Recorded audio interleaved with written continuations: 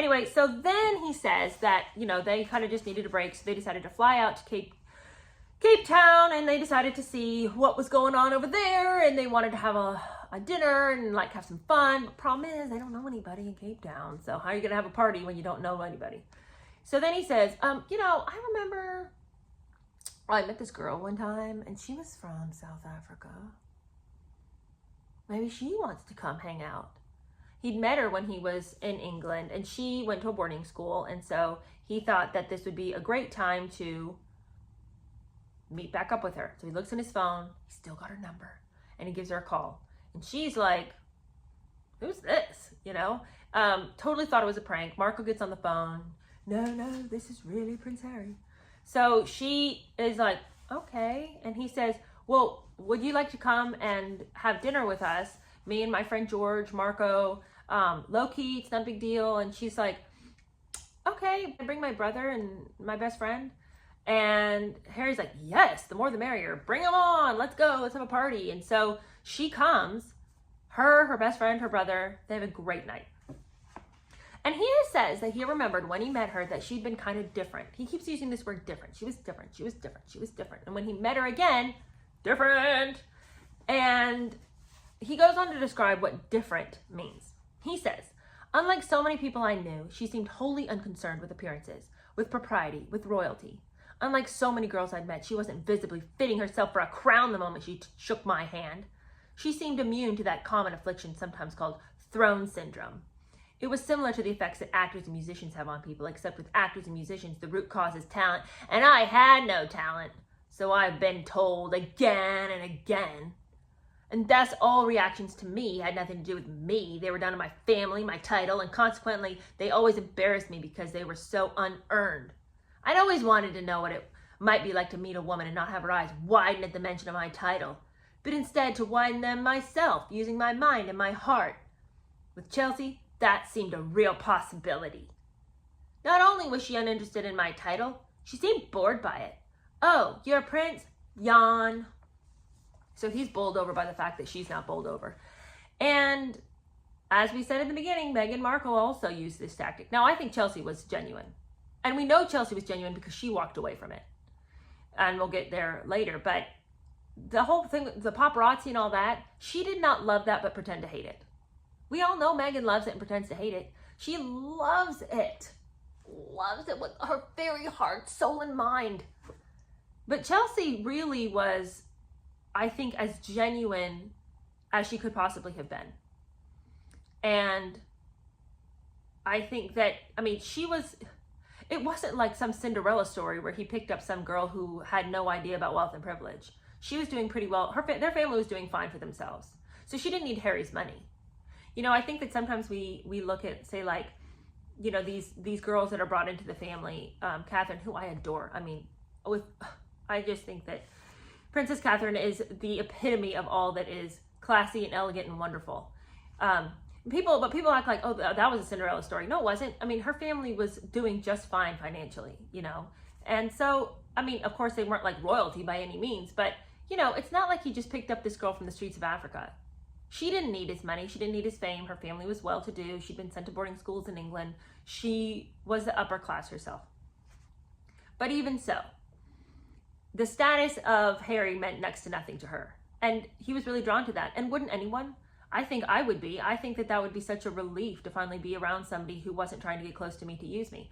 The sad thing is that the very thing he wanted, he has now fallen straight into the jaws of somebody who could want nothing more than to use his fame and titles and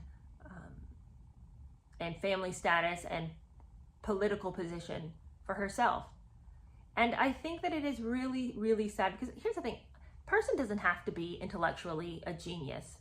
And they don't to get through the world. There's plenty of people who, didn't go to Harvard who are just killing it at life because they know how the world works. But I think that unfortunately for Harry, not only does he lack intellectual prowess, I think he's also really struggling with common sense and emotional maturity.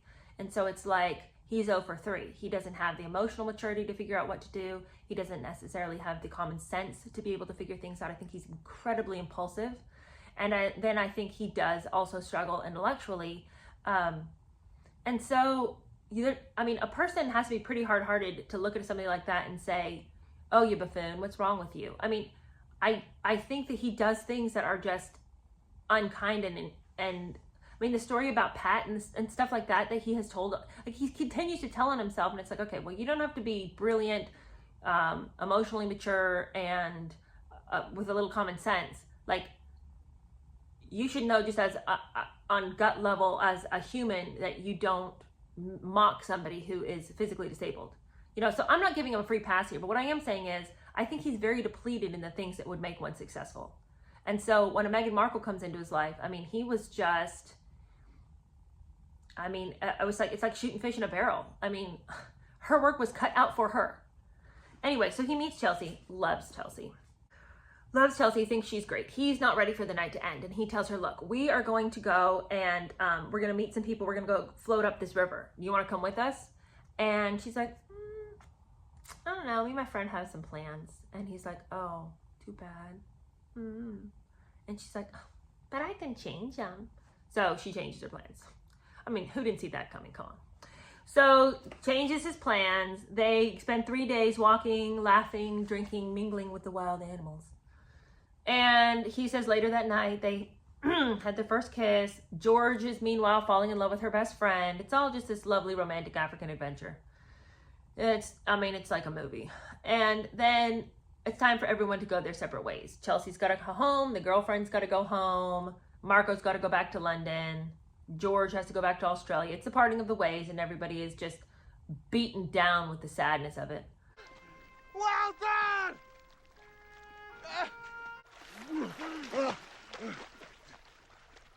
Well done! Well done! And then he says that while they were out there, he's with his friend Addie. I'm not entirely sure who that person is, but I guess his guide.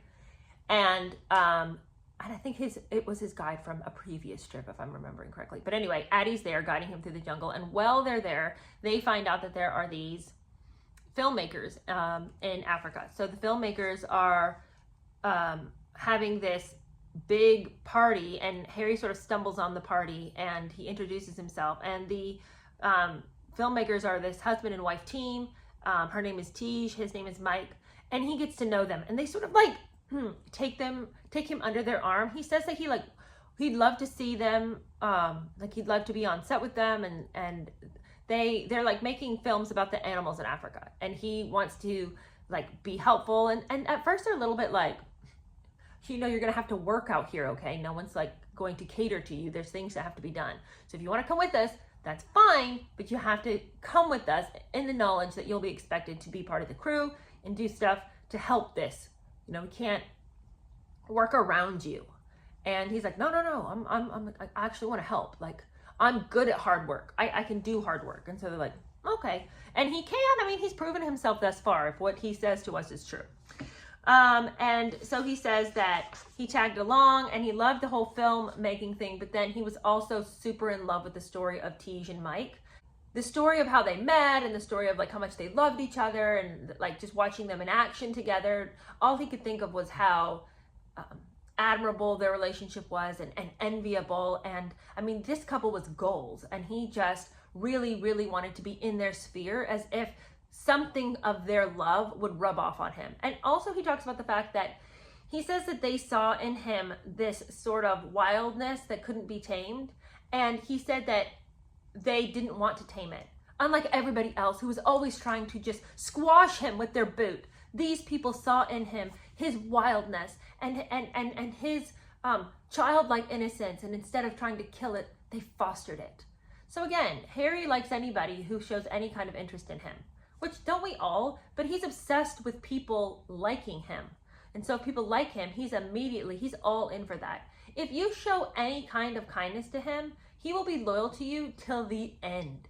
Even if like you show for years that you have not earned his loyalty, he will continue to be loyal to you. The Meghan Markle instant, the fact that he has remained so loyal and so steadfast to Meghan, who to the rest of us is an abomination, is exactly the illustration that I need. He once he decides that you are a person that cares at all about him, even if that love starts to diminish or starts to tarnish, he's still going to be replaying the episodes of when it was great. And he's still going to be like, how can we get back to that time together? Anyway, he loves Tish and Mike, and he just loves being in the sphere of their romance, and he just feels like they are the people that he wishes that he was. He also is obsessed with Africa, like obsessed with Africa. And I think it's because maybe that's when he first felt all that camaraderie on that one trip that he took. But he just feels like Africa is the only place where he can feel alive. And Tish tells him one night when they're sitting around the campfire, which he says, like, the campfire had always been a place where people gathered. But for Tish and Mike, it was like, for Tish and Mike, the fire was sacrosanct. The drinks went round, the same riveting stories, but it felt more ritualistic. So, I mean, he's just sort of like building these people up in an odd way. Like, he can't ever define for me what he means by, like, what it is about them that he thinks is so wonderful. But anyway, she says that, she says to him during one of these ritualistic campfire meetings that, she says, I think your body was born in Britain, but your soul was born here in Africa. And he writes, possibly this was the highest compliment anyone had ever paid me. I don't get why that would be that big of a deal. For somebody who's constantly scrambling around for words of affirmation, I don't get why this was it for him. But anyway, it was. Then he, after being around their, you know, in their love nest for so long, he decides that he really needs to go find Chelsea. He needs Chelsea. He needs her. And so he's like, how do I get to her without the paparazzi finding out about it? And Addie's like, let's get in the car and drive. I feel like he's supposed to be doing charity work, but he seems to like do a lot of whatever. And that's kind of something that I don't necessarily get about a lot that Harry talks about, because, you know, he just writes these asides like, you know, I was over there laboring from dawn till dark. But then when he tells me about what he's really doing, like hanging out with the filmmakers and floating down the river for 3 days and partying in Cape Town and, you know, jumping in the car and driving 2 days to go find Chelsea, it's like, how much work were you actually doing? I'm not saying you weren't doing some work at the schools, but like how much, like what are the percentages here? Anyway, he jumps in the car, and again, one of these statements that he says is like, what are you talking about? He says, like, in the same vein as I went and smoked a shopping bag full of weed, he says that he gets in the car, starts driving with Addie. He says, it was only 2 days after all of driving. We jumped into the car, drove without stopping, drinking whiskey and gobbling chocolate for energy. I arrived at Chelsea's front door, barefoot, scruffy, crowned with a filthy beanie, a huge smile creasing my dirty face. She gasped, then laughed, and then opened the door a bit wider. Okay, it's all very romantic, but what about the part where you're drinking whiskey for 2 days straight, driving a car? You know what I'm saying? Like, he just will throw these things in that I'm just like, are you trying to be relatable? Because I've never driven for 2 days and drank whiskey and ate chocolate on my way to go meet somebody. I've never been like, oh man, I'm down. Shopping bag full of weed, where'd I put that? Like, these aren't the actions of a normal person. And yet he wants to be like, I was just a normal guy and nobody understood me and everyone was trying to make out that I was like this idiot and this slob. But it's like, okay, you'll go on for paragraphs where you're normal, and then you'll just throw this in. Paragraph, like, oh, we were just normal kids playing, but we also threw fireworks down the well at somebody. Somebody fell in a well and I threw fireworks on top of his head. You know, we're just going along, skimming along, everything's just normal, everything's fine. Except I was doing cocaine. We're skimming along, everything's going fine. I'm not doing anything I shouldn't be, except I was doing an old lady in the backfield. Everything's fine, except for the shopping bag full of weed. And drinking whiskey for 2 days while I was driving. These like little flashes of examples of your behavior, they don't lend in my heart a feeling of, oh, everything's good with you. It was everybody else's misunderstanding. You keep confirming our suspicions that you were not necessarily living a life that was full of great decision making. Anyway, then he talks about bringing Chelsea back to England. He wanted people to meet her and he wanted to bring her home with him. But of course, when they got there, they were just attacked by the paparazzi.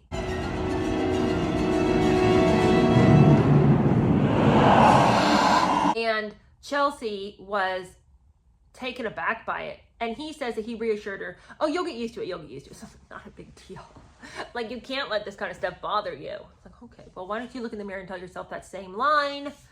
And she just was like, I don't know if this is something I necessarily want to handle all the time. You know, it just wasn't something that she didn't feel special by it. It didn't make her feel seen and important. It was just, whoa, this is a huge hassle and kind of scary. And I don't know if I'm down for this. And then she spent time with him. She goes back home, and he was kind of worried because he's like, you know, if now that she's experienced what life with me will really be like, I guess, you know, like, I'm hopeful that she's not out, but I don't know. I mean, I just don't know. But he kind of leaves us hanging there just a little bit. And then he starts talking about the fact that he's got to take his entrance exams into Sandhurst Military Academy because it's time for him to get real about his Army career. Remember, he was just on a gap year, and that's coming to a close. And now he's got to get real and take these exams. And he says that they were great for him because they didn't require any, he didn't have to have no book learning. Didn't have to have no book learning. He does fine on the, he passes just fine. And then he's like, all right, well, before I go off, I need to sort of tie up loose ends.